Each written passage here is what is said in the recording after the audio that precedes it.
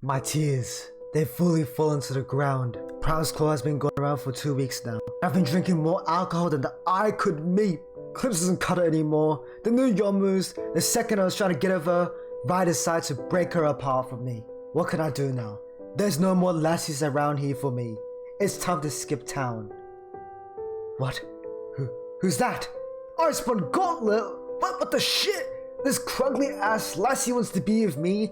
This reeking, disgusting, piss-smelling asswipe wants to sleep with me. Oh hell no! That's too low elo even for me. But I can't resist.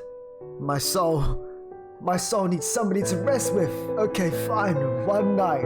And that was the best blowjob Slum Dodge ever got. Welcome into the patch 13.11 Slugdog video, where he has descended into madness and fallen into the deep dark, resorting to evil means to achieve his goals. Why is he speaking in third person? God knows why. But yeah, this patch has been pretty rough. I missed the dash of Prowlers Claw, I missed the murder scenes we were able to create, and now I'm lost. Triforce is too old, I'm too used to it. So now I've resorted to, you know what, yep, you guessed it, Iceborn Gauntlet. But yeah, Iceborne's actually surprisingly pretty good. I've always dismissed it as a terrible item because it's only tank stats, and Yorick doesn't like tank stats. But I've neglected the most important effects. Let's establish the item. It gives you good tankiness, a tiny bit of damage, but honestly, the biggest effect that it has is the slow that lasts for 2.5 seconds, but the cooldown to slow is 1.5 seconds. This means that you can literally perma-slow somebody once you get the item, and this is really messed up when you think about it. Imagine a champion in League of Legends.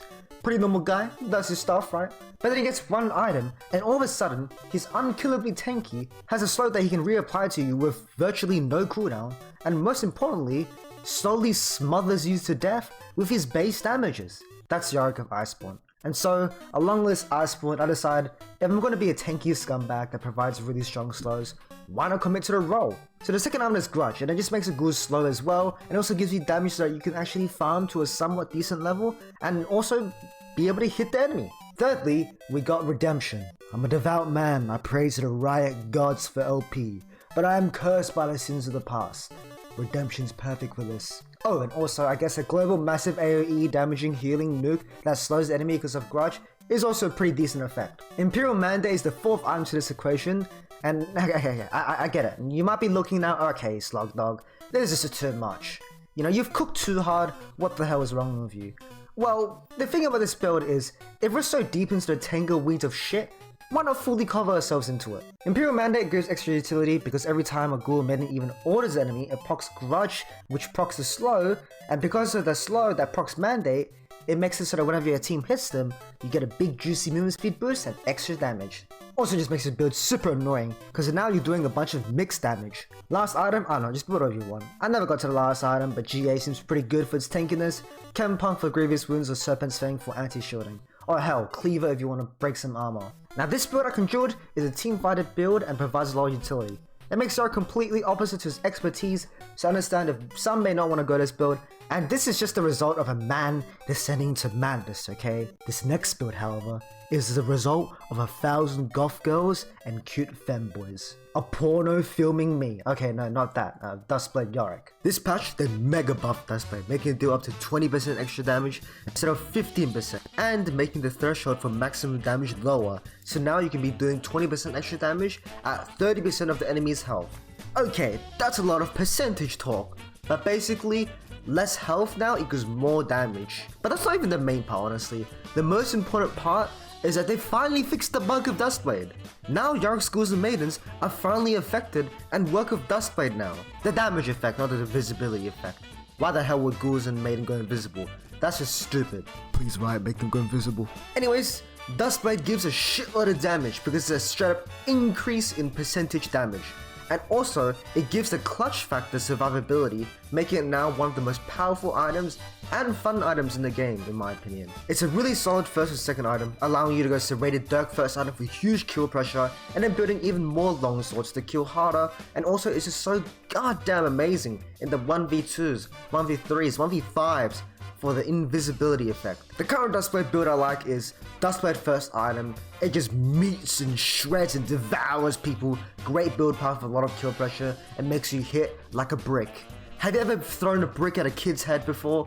Yeah, well, don't do that, you psycho. Why would you even think about that? Cleaver's second item Synergize is amazing as it gives you a bit of health to work with, and you can decrease the enemy's armor, which helps you give more Duskblade value from its lethality and the percent health missing damage. So when your ghouls strip the enemy's armor so you can start digging to their flesh. Grudge perfectly pairs with this build. This is pretty much a full ghoul-centric build, and Grudge gives a slow, perfect amount so that the enemy can't run away and can chase them down to the ends of Earth. Now you might be wondering, well Slumdog, if Grudge is so good, why not go it earlier? And the answer is, yeah, there's sometimes I go second item actually.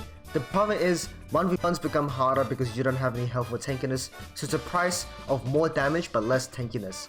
That's why I recommend Cleaver much more in general, because Grudge is really risky and it's only for good players like me.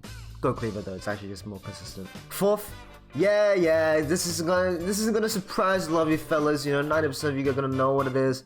Hullbreaker. Gives you 75 armor and MR and a million health. Wow, Juggernaut item. Last item, there's two options. You can either go Murderer Evil Collector Man. This is the one-shot destroyer of omniverses. Exclusive Nuke Dukem. Or you can be the Goddess of Light and go Guardian Angel for maximum value and really strong defense. But I know what you want, so take the goddamn collector and collect some organs. Anyways, yeah, these are my discoveries this patch. Enjoy Yorick, you psychos. And yes, for the final time, Triforce Eclipse Ravenous is still good now. Stop asking me this shit. I'm gonna go eat my broccoli and drink my glue. Slum, didgeridoo, you have to do the patch review. Fine, here's the patch review of patch 13.11. Rel is still dog shit, Rek'Sai is broken now, and the buff sharing system is good, cause now you can take a teammate's buff. Go away now, asshats. But thanks for watching the video though.